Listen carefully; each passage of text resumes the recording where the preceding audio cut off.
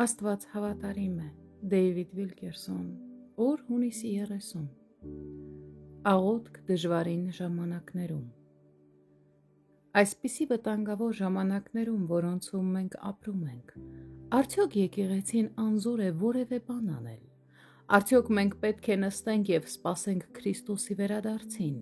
թե մենք կոչված ենք որոշ վճռական գործողություններ ձեռնարկելու։ Երբ ամբողջ աշխարհը դողում է մեր շուրջը և մարդկանց սրտերը վախից թուլանում են, կոչված ենք արդյոք հոգևոր զենքեր վերցնելու և մարտնչելու թշնամու դեմ։ Հովել մարգարեն տեսավ նմանատիպ խավարի ու մթության օր Իսրայելի վրա։ Հովել մարգարեի խոսքերով, Իսրայելի վրա եկող այս խավարի օրը այնպիսին կլիներ, ինչպիսին երբեք չէր տեսնվել նրանց պատմության մեջ։ Մարգարեն աղաղակեց. «Վայ այն օրին, որովհետև մոտ է Տիրոջ օրը, և իբրև ավերմունք է գալիս ամենակարողի կողմից»։ Հովել 1:15 խոսք։ Ինչ խոսք փոխանցեց Հովելը Իսրայելին այդ մռայլ ժամին։ Նա ասաց հետևյալը. «Սակայն հիմա էլ ասում է Տերը. դեպի ինձ դարձեք ձեր բոլոր սրտով և ծոմով ու լացով և սգով, և պատառեցեք ձեր սրտերը,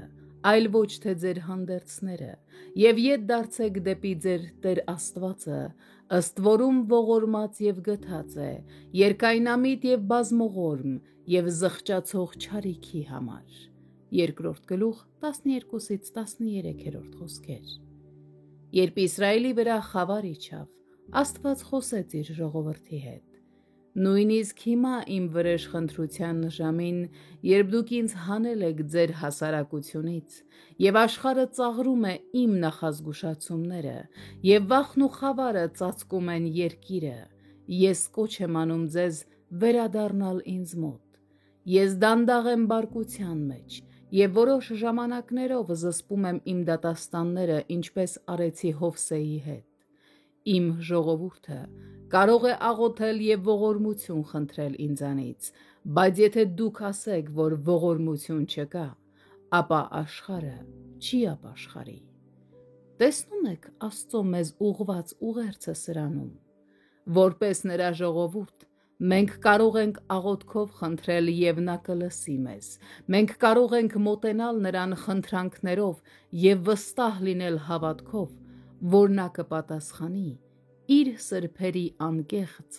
զորավոր և ջերմեռանդ աղոթքներին։